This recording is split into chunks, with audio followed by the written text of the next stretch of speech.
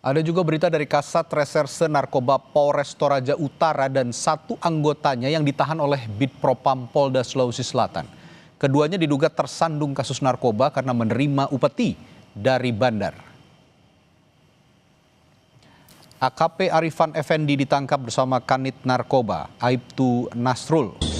Keduanya ditangkap menyusul hasil berita acara pemeriksaan yang mengaitkan mereka dengan kasus narkoba yang diduga melibatkan bandar besar di wilayah Toraja.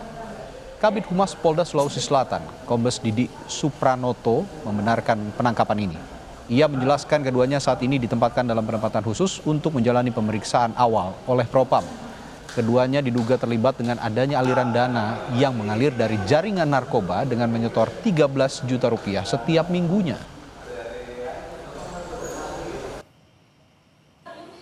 Telah mengamankan AKP AF Kasatres Narkoba Polres Toraja Utara dan Aibtu N, yaitu Kanit 2 Res Narkoba Toraja Utara.